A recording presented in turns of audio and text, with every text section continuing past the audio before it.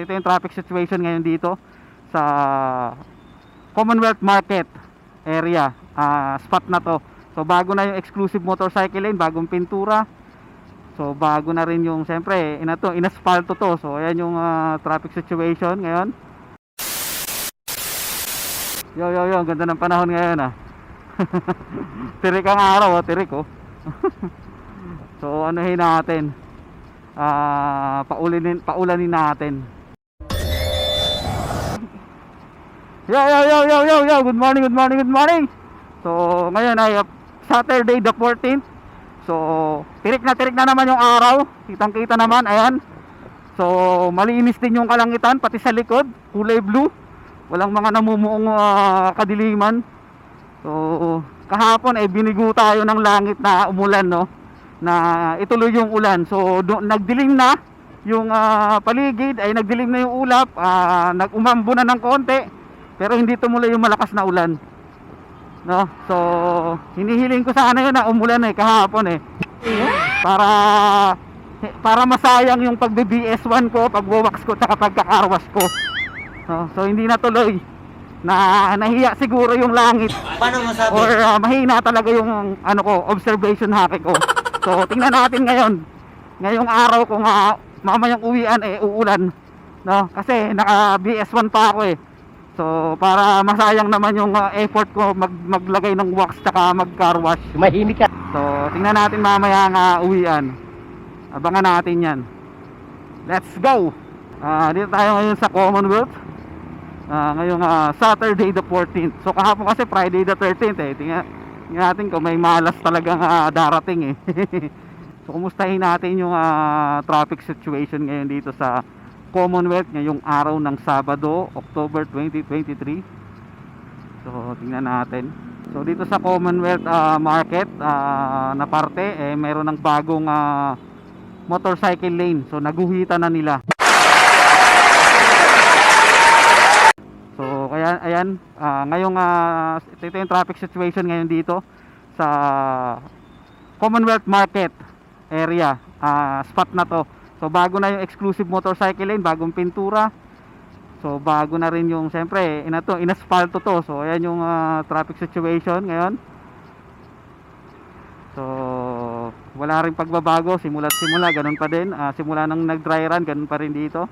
So siyempre Saturday, siyempre weekend naman siguro, kumbaga ito yung pagbigyan, no. So hindi natin alam talaga kung itong exclusive motorcycle lane na to sa Commonwealth exclusive ba talaga araw-araw, or may oras lang, or may lugar lang kung saan lang nagiging exclusive, no. So matagal na natin tong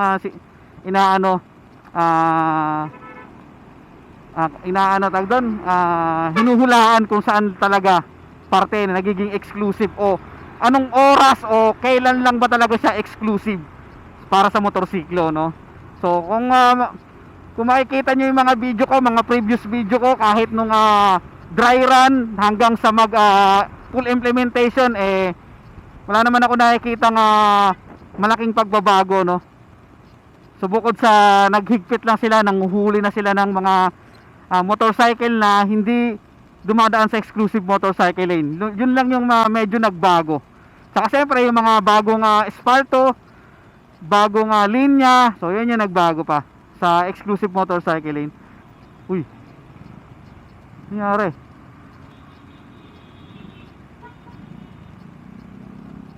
Ay, kay Shoso tayo. Anong nangyari dyan?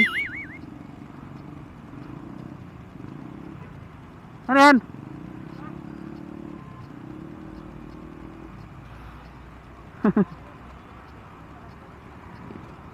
Ngayon natin may kiusyoso lang tayo. May kiusyoso tayo. Nangyari? May kiusyoso lang tayo. Tumaob yung trailer truck. Yun puta, traffic yan dyan. Nakiusyoso lang. Nakiusyoso lang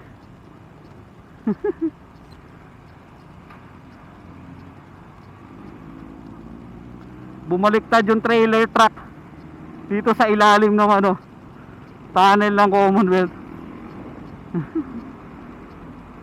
Kala ko naging ano eh, may ano eh, shooting eh, kasi ang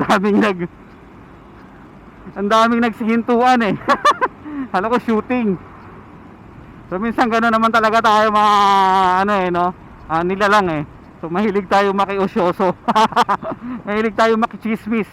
Siyempre para hindi rin tayo mahuli sa balita, di ba? Minsan na may pakinabang din yan eh. Yung pagiging osyosero mo. O kaya pagiging chismoso mo. Woohoo! Eh no, ito, pipintura, malamang ito na yung susunod na pipinturahan. Kasi matagal na tong na asfalto eh. Matagal-tagal na tong na asfalto. Kasi yan sa mga yung bandang Malbar Hospital, yung malapit dun sa no, sa Diliman Doctors Hospital. So yan yung dati kong pinakauna kong nasaksihan na binakbak yung linya para asfaltuhin. May mga video ko niyan, mga previous video ko no. So inano na nila, pininturahan na nila, bagong pintura na. So ito rin yung pinakauna nilang binakbak eh sa Commonwealth para asfaltuhin. So ito na rin yung may pintura. So good. Nice. At may pintura na. Yan na yung nakakailang yung mga manhole kasi medyo paano yan eh. Medyo may awang siya, ay may ganun eh. Tsaka to, hindi siya pantay. May ano siya pa ganun no. Pababa. Kaya pag nagsisiksikan kayo dito, mga motor, ingat. Kasi pag kayo na outbalance dyan, putek, domino kayo dyan. Tapos may ano pa dito, may mga trailer, truck, bus, jeep na dumadaan. Lalo pag weekdays, kasi ito ay ginagawang stop ng ng mga pangpasaherong sasakyan. Kasi dyan nagsasakay at nagbababa ng mga pasahero dyan, madalas dyan. So kahit reviewin nyo yung mga previous videos ko na dumadaan ako dito, makikita nyo yun na dyan, hindi nasusunod yung exclusive motorcycle lane. Dito rin hindi rin pantay yung daan.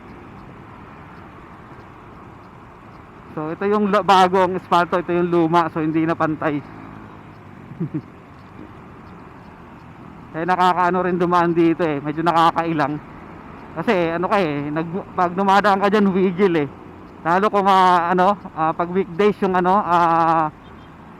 punong-puno yung motorcycle lane na to pag weekdays talaga pag na-outbalance ka kayo halo-halo. Nagkakasagyan kayo. Medyo malubak. Tayo sa Quezon City Circle, pinakataas sa pinakan. Taga. Shake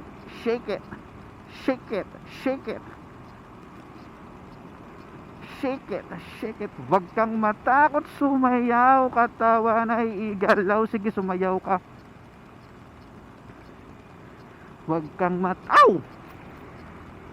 ay igalaw. Sige, sumayaw ka. Wag kang matakot, sumayaw. Wag kang bibitaw. Sadyang ganyan lang ang buhay, magkumot kung maginaw. Wag kang matakot, sumayaw, katawan ay igalaw. Sige, sumayaw ka. Shake it.